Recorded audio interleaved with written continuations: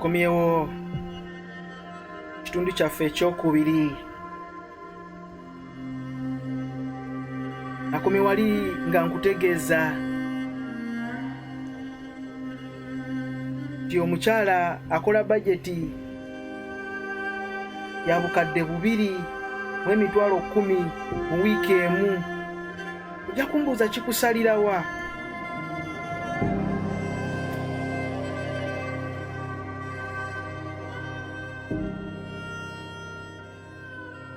Basebo ne banyabo ekirina we kinsalira,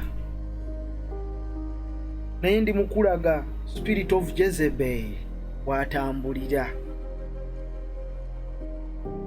Ayagala nnyo ebyokwekolako, beautifying. Jezebel gwe twogerako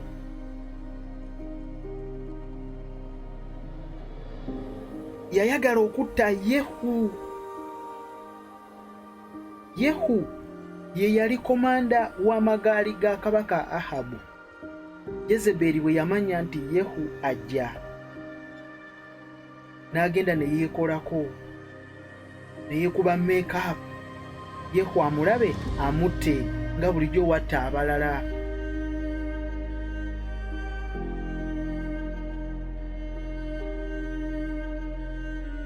Naye tekyasoboka. Omukyala buli watunuulira ennyo beautifying herself, okweteekako ebyebbeeyi ku mubiri gwe alungiwe ennyo, yagala gaana. The spirit of Jezebel is in place.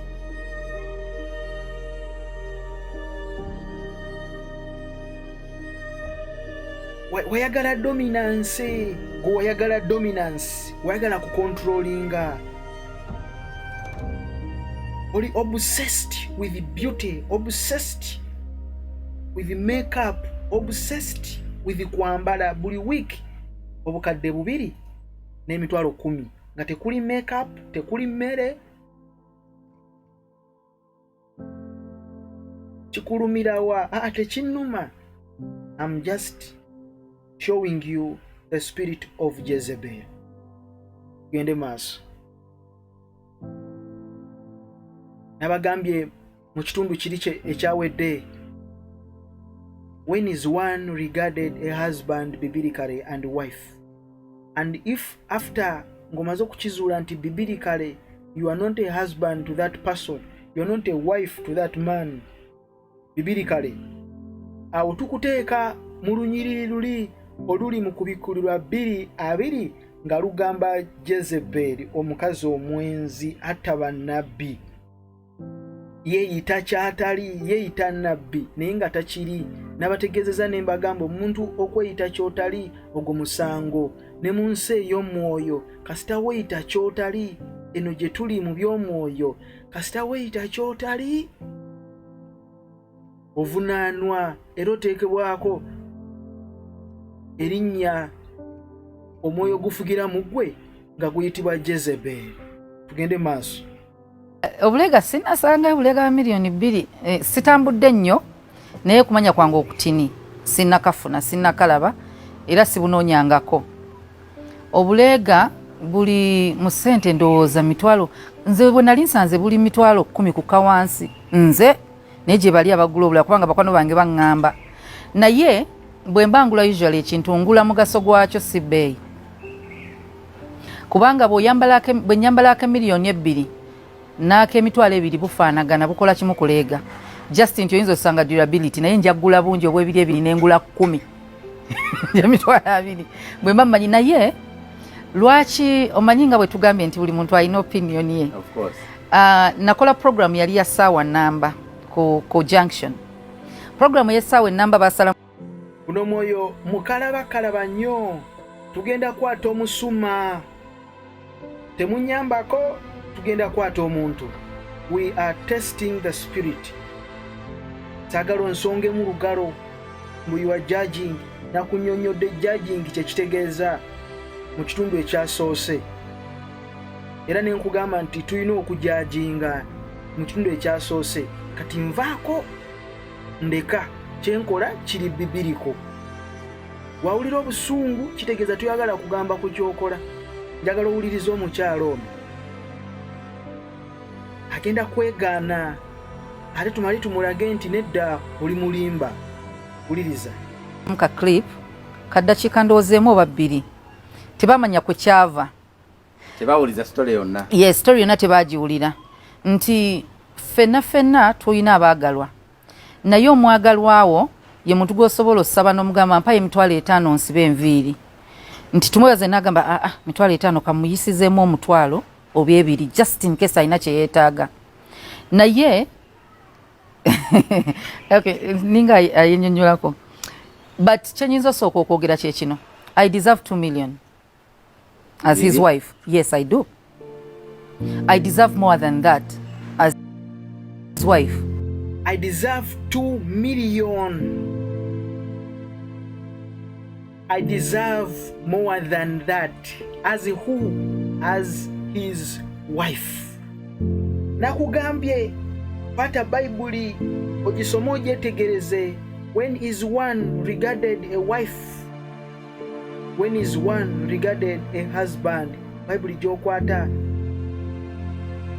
onaamanya okukitegeera nti weeyita kyotali kyoli tokiri. Basebo ne banyabo weenenye. Njagala kutegeeza bw'oba olina omukyala gw'oli naye ng'omuyita mukyala wo tomuwasanga, temugendanga mu bakadde. Oyo si mukyala wo, oyo omwendako. Ekyo bakita kikola kya bwenzi. Weenenya n'otamera malala n'okkakkana n'okkiriza nti oli mu kibi ne weenoonya okivuddemu otya. Suzan Makula, you don't deserve that. You don't deserve more than that nga bw'oyogera kubanga you are impersonating. Mu nsi ey'omwoyo oyingiridde ekifo ky'otali. Ku bikkulirwa 2 akwogeddeko.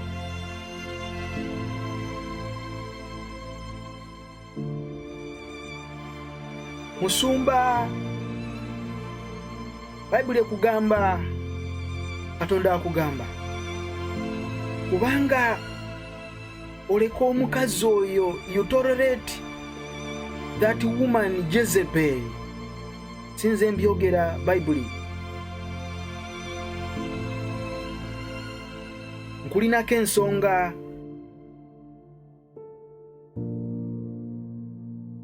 Atta bannabbi, asuula abantu mu bwenzi, eyeeyita nabbi. Yeeyita koti ng'ekigambo ekyo eyeeyita kitegeeza takiri. Bw'onaamala okufuna amakulu agali mu kigambo omukazi, wife and a husband mu Bayibuli yaani, then kwata olunyiriri olwo lusimbewo. Weeyita ky'oli oba tokiri. Obanga weeyita ky'otali, you are impersonating in the spirit. Omuntu adeserving ebyo byonna by'oyagala okuyingiriramu, kitegeeza gw'oyagala dominance. Jezebeli bw'atyo bw'akola, ayagala bingi, ayagala controlling, buli kimu nga yakicontrollinga. Teddy naluswa Bugingo ya deservinga ebyo byonna. She deserves more than that. Olw'ensonga azadde abaana, bakola okwanjula, bakola embaga mu bufumbo obujjudde, bibiri kale n'azaala abaana, oviki nti n'abaana baalina abamu bajjula kwenkana kubanga bakulu. Ekisooka, togenda kuzaala baana obudde tebuliiyo obwo, togenda kuzaala baana benkana ba Teddy, badorini, bakazi bakulu. Togenda kuzaala baana bagenda kubenkana. Togenda kusobola kutuula mu ntebe ya Teddy Bugingo, tojja gisobola, eri heavy. You don't deserve that seat bibirikale.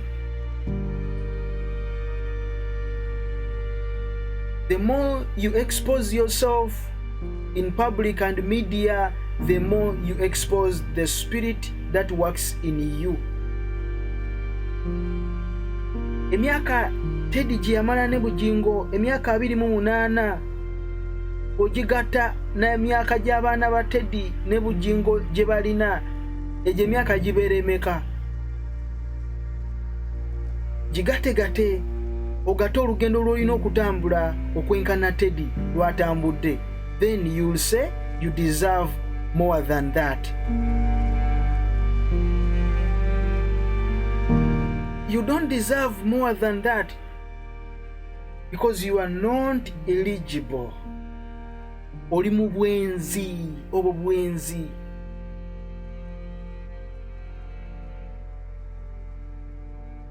Ogwo omwoyo gwa Jezbel bwe gutu bwe gukola, gwagala dominance, gwagala kufuga. I deserve more than.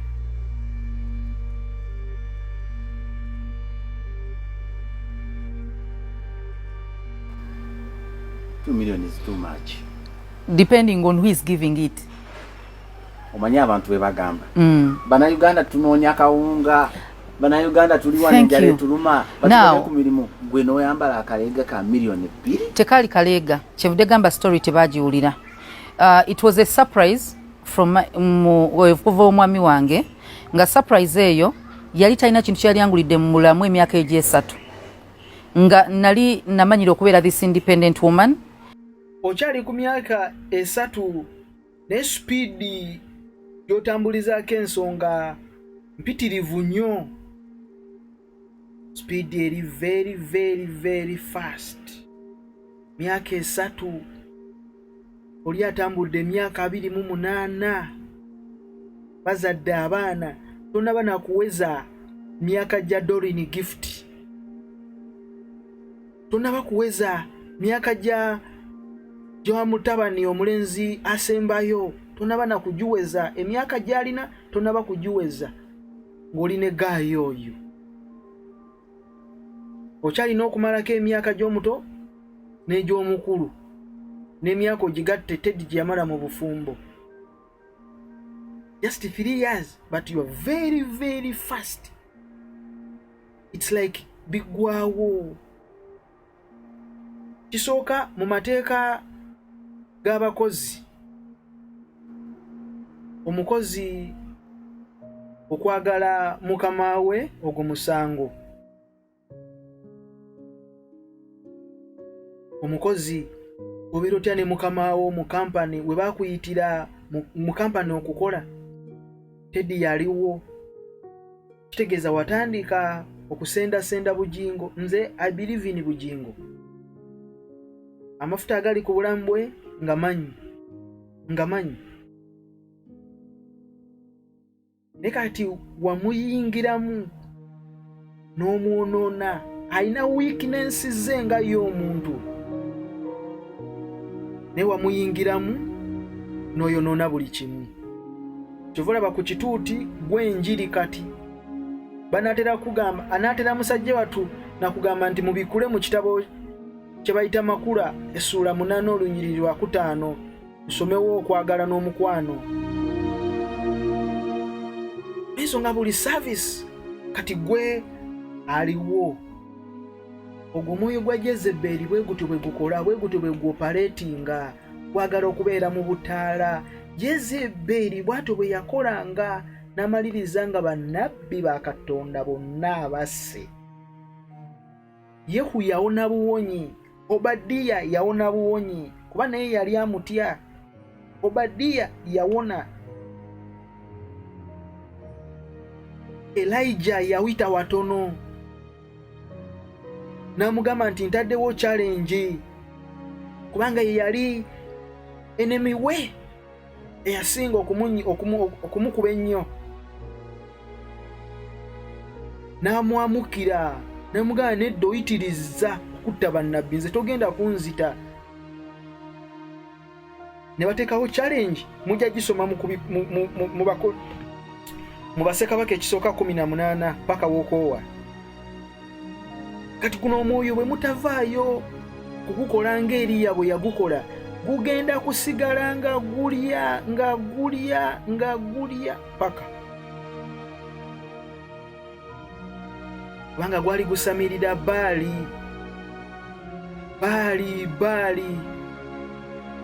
Jezebel yali behind Baali, nga buli Baali we babeera Jezebel abeerawo. Nga n'ennyumba mpangisa ya room emu nga bw'aba ayagala mwalina okujja. Namugambirawo because ofuuse mwami wange sigenda keera kufuuka kyesitasobola. Wangi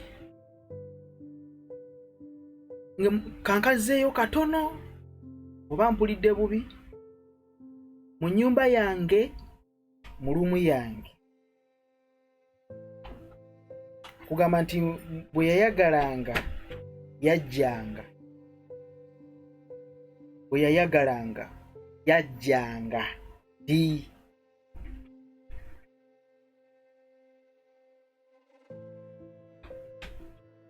Gwe kikuwaaki awo iriza lega kyevudde gamba story tebagiwulira. 3 gammala mu Lubaga ennyumba zaali expensive, so 3 omusala guba gumala coveringa your status mu dating n'okizuula nga siri worth being your wife, ngenda sigalawa. Lega kyevudde gamba story tebagiwulira. It was a surprise from okuva omwami wange, nga surprise eyo yali talina kintu kyali angulidde mu mulamu emyaka egy'esatu, nga nali namanyira okubeera this independent woman, nga n'ennyumba mpangisa ya room emu, nga bw'aba ayagala mwalina okujja. Namugambirawo because ofuuse mwami wange mu room emu bw'aba ayagala yamusanga. Kitegeeza omusajja ono yatandika okwegaddanga naawe n'akola buli kimu, stupid yenna yagendanga mu maaso. Eri mukyala wattu Teddy alinda omwami akomewo ewaka, kumbe omwami gw'omuzingizza eno mu kazigo. Bw'aveeyo n'agenda ku kituuti, bw'aveeyo n'agenda mu salt ku misinje. Nina ekibuuzo kye njagala okupoozinga. Ofuuka ddi omwami omukyala bibiri kale? Kubanga kakati gwe standards zolaga dominance. Yajjanga mu kazigo, bwe yayagalanga yajjanga. Ebyempale n'obulega tugenda bituukako. Sigenda keera kufuuka kyesitasobola ku maintaininga, and we are still dating. What if ondekawo mu dating? Because sigenda kusobola kufuuka kyotasobola ku maintaininga. So you want to become expensive, you want to exploit, wetekako price. Bw'oba tonsobole kino nga tokisobole kimaintaininga, netujja kusobolegana, tojja kufuuka mwami wange, obeera boyfriend.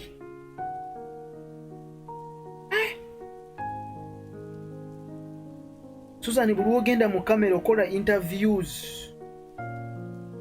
you are exposing the spirit that is working in you. Number 1, toyina bwe wali okoze interview n'ogimalako ng'oyogedde ebyawandiikibwa nga 2-3 okuva mu Bayibuli. Ebyo tebiriiyo. Kitegeeza ebigambo byonna byoyogera tebiri referenced spiritually. Kale wali tulimbyeyo ebyawandiikibwa ebikubaakinga, naye ebyo tebiriiyo. Awo nze nga nteekako question mark nti mukyala wa musumba kyono. Tunuulira Teddy, interviews zonna zaagendamu, oba babloga be bamuyise, oba televisions channels ze zimuyise, tavaawo nga takwotinze Bible, tavaawo nga tasomye lunyiriri mu Bayibuli. Gwe ne program eyitibwa Junction, eyo yakulema okwetika Bayibuli ogiteeka ku mmeeza. Abala weetika nsawo, mulimu makeup, mulimu bulabirwamu na simu, otuula mu Junction. Di wali okutta olunyiriri mu bayibuli n'olubikula ng'oli mu programu ya junction D wali osomye olunyiriri mu junction. Bayibuli ekuzitoowerera, tosobola gisitula, tosobola gikwotinga, kubanga temuli kyogenda kujjamu nga kikubaakinga.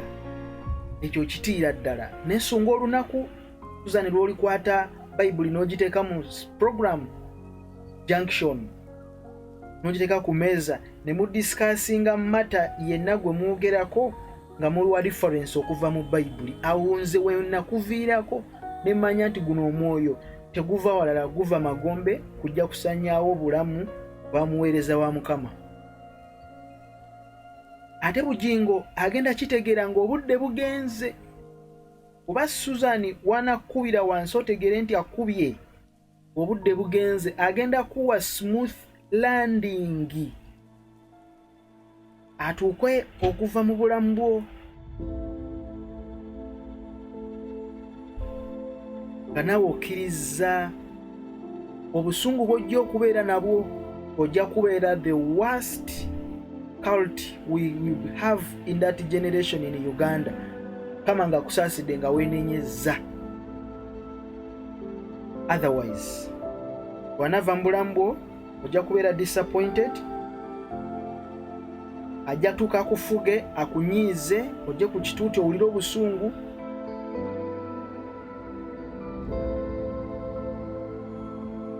Olowooze nti bw'onaamukola bye wakola Teddy ng'obikula obwerere bwa Teddy,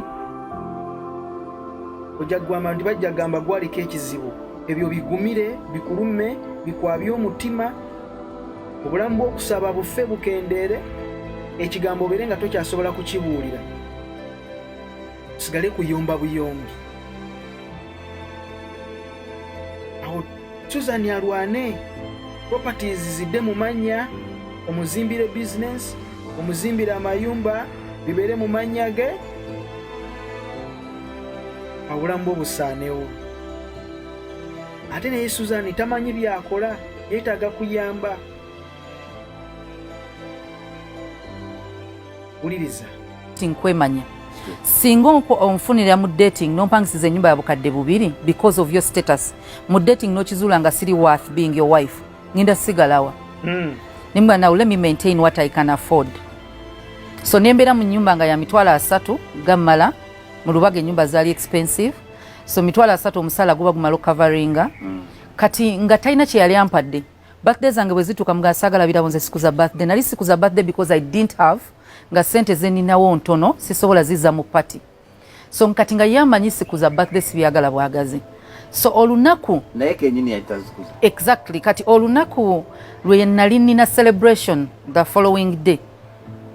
Agala muwulirize wantu wano, ngenda kukwata omuntu temunyambako, ngenda mukwata. Nakugambye tulina okukebera emyoyo, tulina okukema emyoyo. Tebatutwala butwazi, tebatusika busisi. Interviewer naye bwe yakubuuzanga ebibuuzo kuba oli mukama we, yagambanga bugambi naye wadde okootinga olunyiriri lwa bayibuli tasobola. Ate nabo balungi nti bakola exposing. Bukiriipu bwonna bwe bakola the exposing, balungi nnyo mu ekyo, era tubeebaza. Ba admin bonna balungi mu ekyo okukola omulimu ogwo ogw'exposinga. Ne mugamba ogenda kumpa kirabo ki ekya birthday. Remember tubadde tudatinga for 3 years, for 2.5 kubanga yakikola nyingira birthday, tubadde tudatinga for that long. Ne mugamba by the way birthday yange etuuse ogenda kumpa kirabo for all that long, for too long. Naye nga ate mutabani waabwe asembayo emyaka gy'alina nga temunnaba kugiweza mu that time of dating, eyo giyita very long. That's really something different. He was happy nti agenda funayo the first gift in my life. Yali tampangako kirabo nga sibyagala ne sente nga bwangamba nkuwe sente ogenda oguleme ne mugambo badde ozangenda sulanjala. I can buy myself food. I was that independent nti saina wao muntu andabirira. I would hustle alone. So nga sagala ate na musajja lowooza nti I'm in his life for money. Nga sagala bakimuteeke mutwe naye akirowooze. Ningamba let me give him these years as a dating ze tugamba. Singa ziggwako then obuvunaanyizibwa bw'okubeera bba wange ajja butekinga on. But right now akyali boyfriend. Kitegeeza obuvunaanyizibwa you regard him okubeera husband okusinziira ku buvunaanyizibwa akupangisiza, akuliisa, akulabirira, akuwa kino na kino, then is regarded a husband. Naye bw'abeera nga takulabirira, wesponsoringa, okyetuusaako, then is a boyfriend. So that's a point you want to prove. Kati nze nange wempiningira a question, when is one considered a wife to someone? When is one considered a husband to someone biblically? Onamala okufuna answer eyo, then ogende mu kubikulirwa 2:2 omanye nti no okweyita kyotali mu nsi ey'omu mwoyo erina weekurankingira, weekuteeka, erina akasero keekuteekamu, obeera Jezebel kubanga weyita kyotali. So bwe mugamba ekirabo naŋŋamba oyagala ki? Oyagala ki? So nga abantu obufumbo si barracks y'amagye. Abantu kye balina osooka omanya obufumbo bwebanga si barracks y'amagye, as lovers play, as lovers joke. So jokingly, yes, as lovers you need to joke. Bwabanga omwagalwa otakusanyusa, you do not smile, then you are recruiting wa maje oli mukomera akozesa omulyango guno gwokozesa guno you see relationship, because relationship kitegeeza you're relating. Mulina okubanga munyumirwa ng'osobola osaagako n'omuntu. He was my lover. Wadde ayina titles as a pastor, as MD. Now I wasn't marrying the MD of Salt Media. Nali ngenda fumbirwa my husband, my lover. Nali sigenda marryinga musumba wadde byonna nja bi embracinga. So I would... When and how? Awali ekibuuzo. When and how? How do you marry? Kozesa Bible. How do you marry? Wali ogenda kumaringa. How? Biblically, how do we marry? And when did you marry? How and when? Biblically. Kati ekyo bw'omala okukyeddamu ne weetunuulira nga oli mu layini nfu.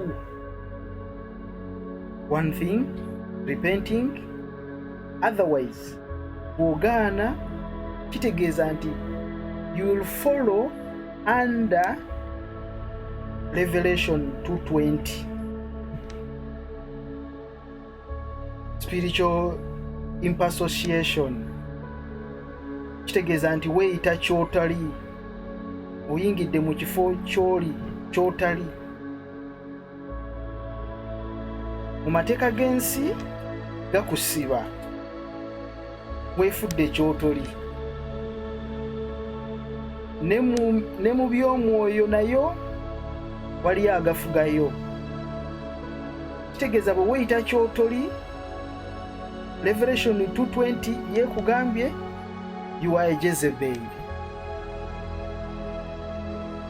Kati ebyo byonna okubyewala, after realizing the mistake and what you are in, repent na kunoonya ngeri gy'okivaamu otereze. Kyova olaba bagamba tugenze kutukuza bufumbo.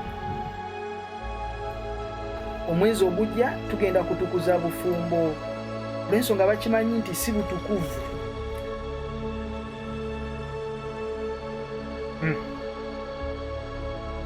Joke with him, I would play with him. Bwambuza ne mga kamutizingeko. He's too serious with life. So nali mumanyi he's this person ali too serious with life. This kino kigenda kwa wekiti. Kati nga njagala nziyo the other playful side of him. Because teri muntu atalina bulamu obwo yetaaga just a tickle. Buli muntu alina enseko. So joking ne mugamba kati omanyi genda mu supermarket. Nangamba gasitera genda mu supermarket. Ne mugamba if you can do it for me then you're my husband. Singa nkeranga ndi mulwadde nga netaaga ekintu mu if you can do it for me amusindika mu supermarket.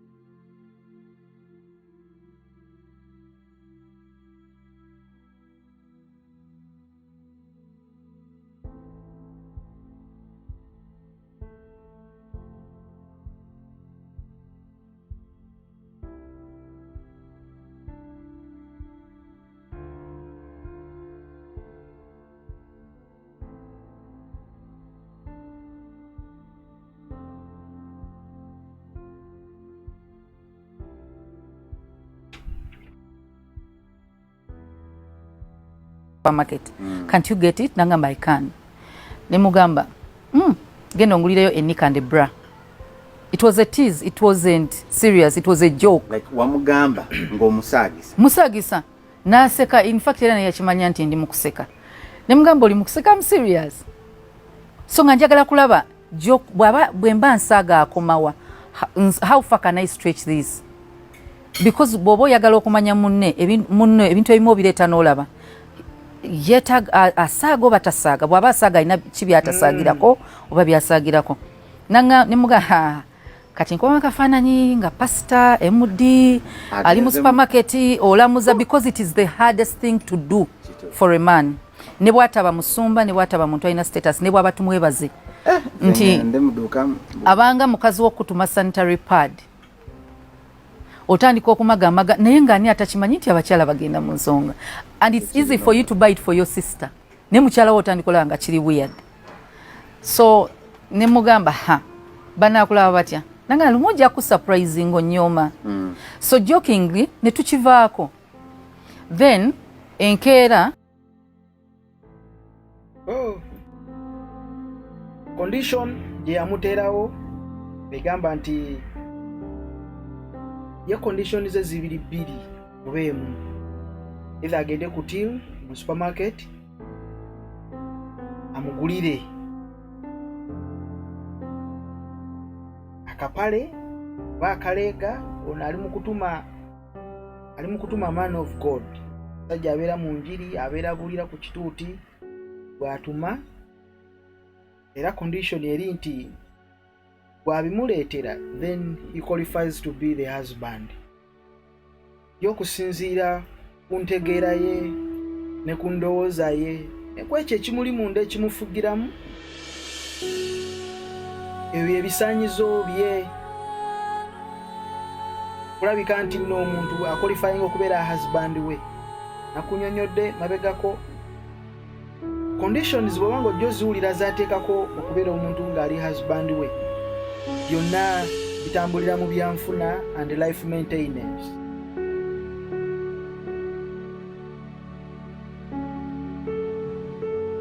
Jezebel bw'atyo bw'afuga.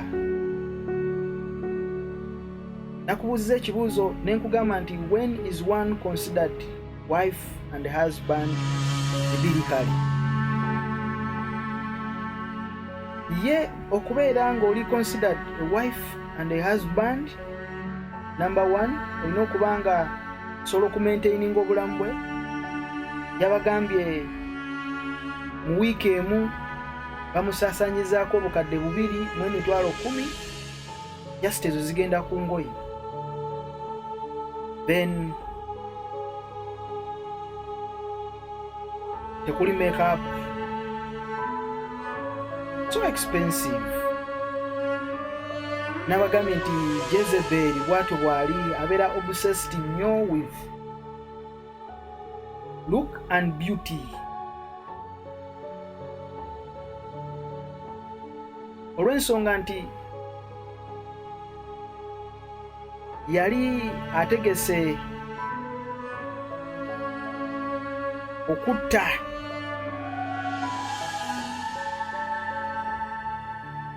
Yehu. Bayibuli etugamba nti Jezebeli yagenda ne yeetona ne yeetekako ebyakaloosa naye akola buli kimu kye yakola ayagala kutega Yehu amusaanyeewo. Kati ensonga ezimu muzitunuulire amuzeegendereza because everything has a spirit behind it. Asebo ne banyabo abawulira. Uliriza condition endala. Nangamba omanyi nagenza okunoonya ekirabo kye kya birthday ne mbuuza wakifunye nti omwoyo gwo gubeera mugezi nnyo nnyo nnyo okukuba yagalagana at the end of the day gulina okuwangula kasata ogutegeera ng'obudde bukyali. Guli so cunning, mugezi nnyo nnyo nnyo. Ekiyitigenza ewala. Guli so wise. Kati gwamutuma akaleega, empale, gumukoledde buli kimu, gumusabye buli kimu, still demanding more. Kati ng'ebyo byonna abikola abimutuma with condition, ebyo byonna woba osobola okubinkolera, then you qualify to be my husband. Ekibuuzo wenkibalekera mu ddiiro, gwasoma Qur'ani, gwasoma Bayibuli, when one is considered wife and a husband. Conditions ziki ezibeeraawo omuntu okubeera nti ali recognized, ali considered a husband and a wife.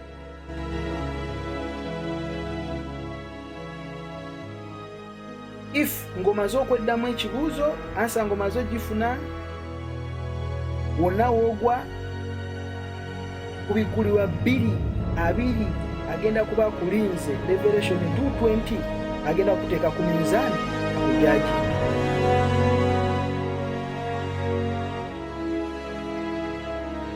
Omala okukitegeera woogwa ng'otegeddewo, tokakanyala, tomera malala, just be humble. Kati kino kyalimu amulinze umukoona amukuba ekigo olw'ensonga nti ye atunuulidde bugagga. Uliriza ekituufu byagaanye yatya nemugamba kati kyembadde njagala saagala kirabo kira, nangamba nkireese. Nemugamba okay, nangamba nja kikuwa tomanyi kyaleese. Yes, so nitusigala nga tunyumya after ng'amaze ng'agenza alina byagenda okukola. nga bw'onobeera mu nnyumba otegeka wano biki webiti, then there is an envelope nga oba gyerabiddewo, so you open nga mulimu akapapula, that's your nick and bra in form of cash. Now kisasamaza wuliriza atutegeezezza nti mu ddoboozi lye atutegeezezza n'atugamba nti omusumba w'ekanisa bwe baamutuma bra n'akaleega ku till mu supermarket kugenda kukwata omubbi wuuni, wuliriza omwoyo oguli mabega w'omukazi ono, guno omwoyo gwe gugenda okutta, gwe guli mu kusaanyawo families, gwe guli mu kubonyaabonya abantu. Bwe yamutuma agambye nti omusumba teyabigula wabula yamuleetera miliyoni 2 mu bbaasa n'aziteeka ku meeza, n'amuwandikira n'akapapula n'agamba nti eyo bra n'akapale bye nakugamba okugulira. Kati waliwo enjogera egamba nti kamwa kabi kasasero ganga, tekaali kamwa nti ke kasasero ganga. Seroganga yaliko omumbejja Segamwenge ye yamwogeza ebigambo, kabaka nga muyita kalata, embwa nga agiyita emmwa. Seroganga omwenge gwamwogeza ebigambo ebyamuleetera okufa. Basebo ne bannyabo, omukyalo n'ebigambo byayogera, waliwo amuliko abimwogeza kubanga alimba mukutte. Wano atugambye musumba teyabigula, naye vidiyo endala, odiyo endala ng'akugamba nti yabimutuma, n'amugamba nti bindeetere ngenda nakubimukwambaliramu.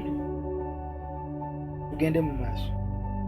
Nnyo kisasamaza kitya ku level y'omuntu kangereze tudde ku balala. First of all, my husband is a hard-working man. Omusaala gwe ogwa salt gwemuwa katugubale nti gwego salt emusa. Now buliwo claiminga ekintu kyotali, ogwo guba musango.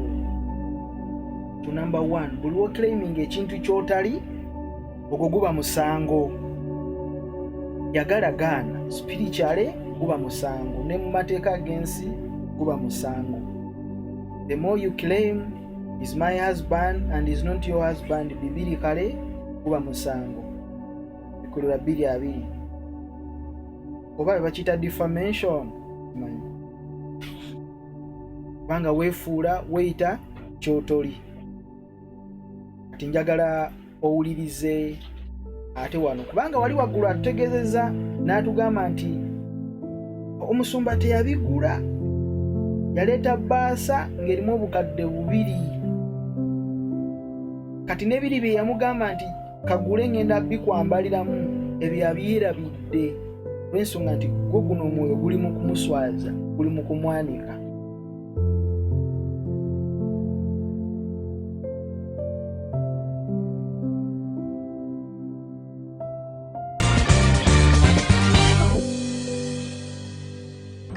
Njagala owuliriza wano. Livini tukwaniriza nnyo ku junction ogamba otya eyo gy'oli gy'osizidde okuba ng'otulaba. Makula kiki?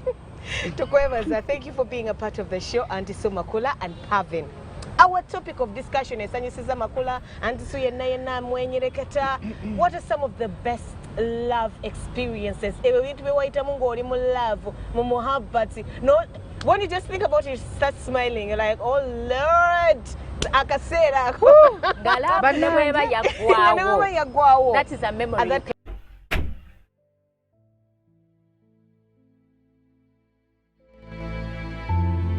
Kati abo bo banne bakola nabo, abakyala babeera nabo, abo sigenda boogerako wadde n'akamu, kubanga we have no time and they don't deserve our attention. Kubanga nabo batwalibwa butwalibwa, tebafulumyayo ene reference name ebackinga ku bibakola bibiri kale ne boogera bibiri kale kitegeeza it's a secular program handled abo sigenda boogerako ambaleke. Particular moment you're thinking, wow, what are some of the best love experiences you've been through? Welcome to the show. Baby yambuuza. Baby? Baby chi? Baby ate nina bameka. Oyagala kuwe. Uliriza wano akutegeeza nti baby yamubuuza atandise njagala oddeko emabega wali eri atutegeezezza n'agamba nti omusumba teyagula kapale wadde akaleega abula yampa obukadde bubiri ng'akaleega ne pate teyagula nika ategeeza nimbagamba guno omwoyo gukwambula ne gukuleka mu bbanga wabula bwe bata ogutegedde gukuyitako ate ne gukukuba. Uliriza.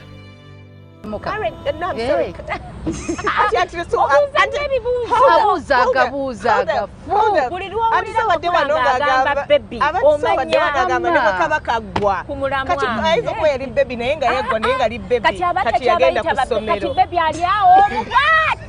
Kati yagenda kusomera. Bali abalala tasoana barifaringa nako. Munyi byaga boziga mwage Asako. Ko tutandiseko tumalirize. Mondeke baby ngatuuka.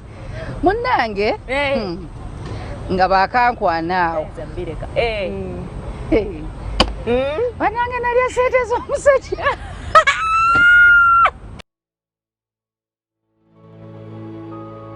Abakamukwanaawo owulira ebigambo byayogera nalya sente z'omusajja.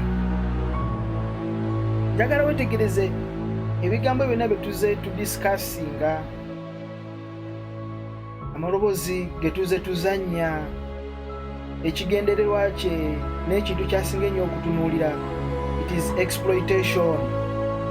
Kulabika nti akuggyamu sente, kulabika nti akuggyamu. Bannange nalya sente z'omusajja wiiki emu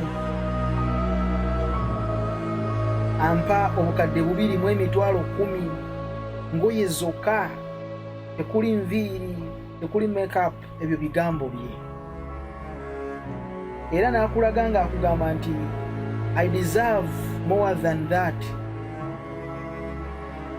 I deserve more than that.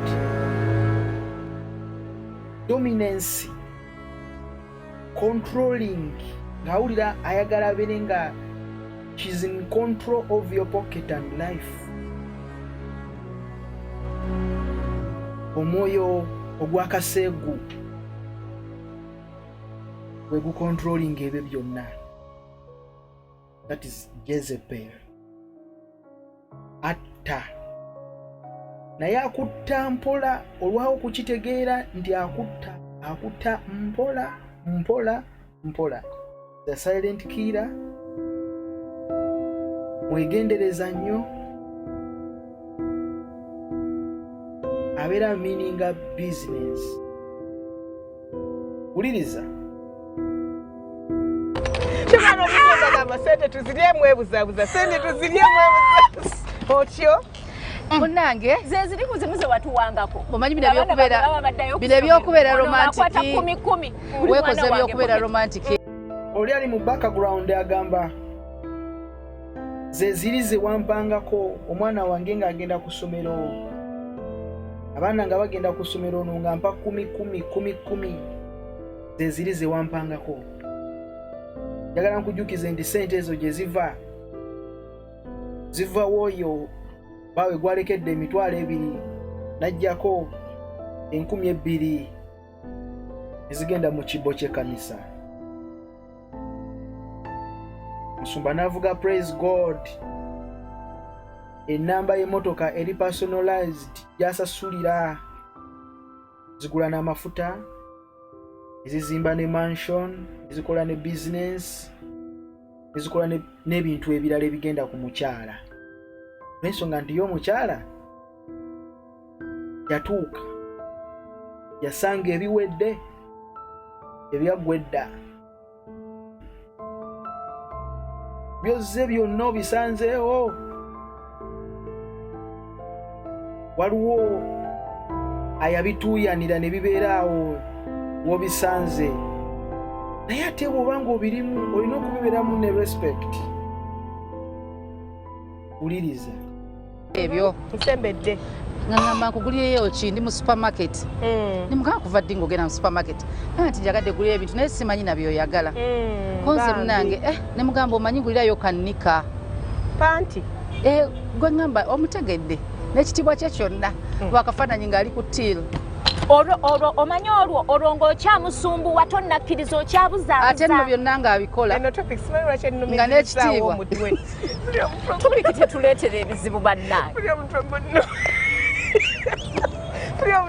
bambi ng'agula bali abali mu background bakajubi tugamba abawuzi b'obunyama bakupika ne bakupika bwe bamala okukuba ekigo kuddimwa ne bavaawo abo bo tetulina time yaabwe kubanga nabo bakazi battu banoonya kawogo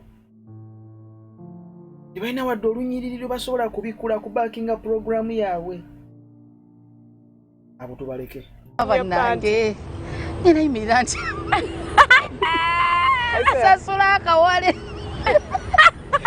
oba mu paper bag noita ali ku till no mugamba emugamba baby bw'oba onjagala kandeetere omusajja kandeetere ate ebiseera byo nalina kafiga bw'oba njagala owulirize conditions z'omukyalo ono conditions ze zonna zitambulira mu bintu bibiri oba bisatu. Ekisooka finance.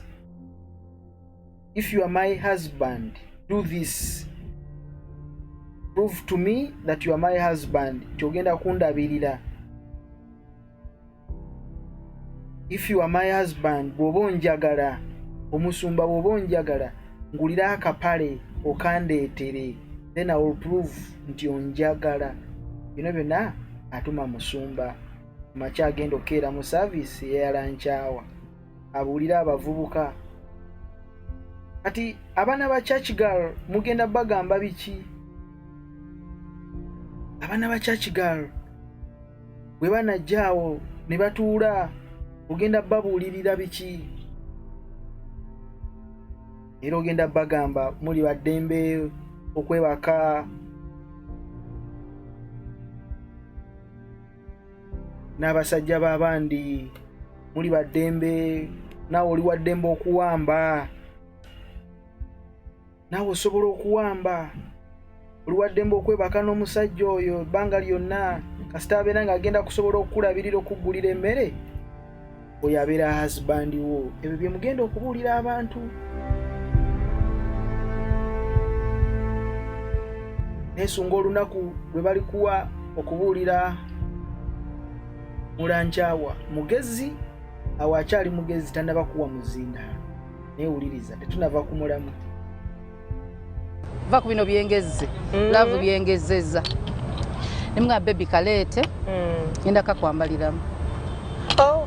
Yakagula one waba bakakutumye Kenya okanoonya mulimu ebyokukambaliramu. Nagamba handeetereko kaki bannange simanyi musajja wattu engeri gye yakagula bannange. I know it must have been so difficult. Naye kyemmanya alabika okuba yafuna omuntu namugamba kajje kasasulire wali nemugamba nambuuza ndeetereko ki konze n'akalega akagenderako. Nagamba nga wendisibirako wali mu kumubonya. Wawulira enda kumalira wano maliriza agambye nti yakagula namubuuza ndeetereko ki naye wali eri yatugambye teyabigula yaleeta bulesi ssente ezigenda obigula. Obwo bulimba alimba. Mwoyo guno mugezi nnyo, bw'otaba mugezi naawe ogutegeera. musajja wattu ng'ajja mu kazigo kange nga ndeetera akagundi akapale bulungi nnyo ngamba akalega kambuze nga mperako obukadde 2 bwakalega mama buli bere n'akakadde kako. Oh my God, katukome wano. Yamusanga mu kazigo ke n'amuleetera akaleega, ate yali amugambye yamuleetera kapale kubanga yali amusuubiza nti akapale agenda kamwambaliramu. Yali amusuubiza nti akapale agenda kamwambaliramu, n'aleeta akapale mu muzigo gwe gye yali asula. Musumba ne bakamwambaliramu nga bwe bali bamusuubiza. Batugambye nti ne bwe kandibadde kali Kenya yali ajja kutambulayo ebigere, ate okulya okamwambaliramu. Bino bigambo bye musajja wattu taata wa Dorini Semaka, House of Prayer Ministries, n'agenda n'akagula n'akaleeta. Atugambye nti namuwa obukadde 2 ku mmeeza bw'akaleega bw'atugambye.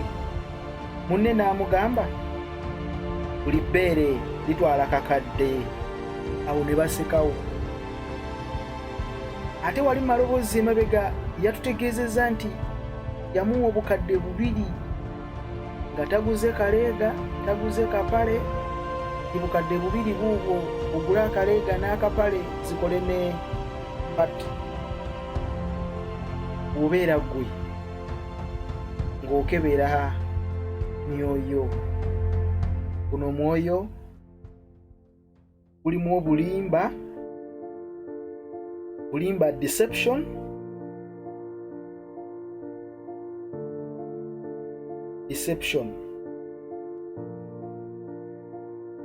tegwagala kukootinga byawandiikibwa wadde okwata Bayibuli. Ebere program ya junction etandikanga na saala, tekuloozinganga na saala, teyogerwamu kigambo kibaakinga Bayibuli. Gwagala nnyo dominance, fuga, gwagala nnyo obutaala.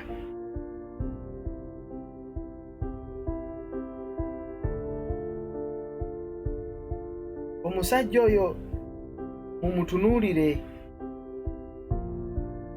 ebintu ebigenda okukyuka mu bulamu bwe. Obulamu bwe engeri gye bugenda okutandika okutambulamu nga batandise okumukuba. Ekisooka ajja kweri ebigambo atuuke ekiseera yenenye yekka nga guno omwoyo gumaliriza mission. Mweraba.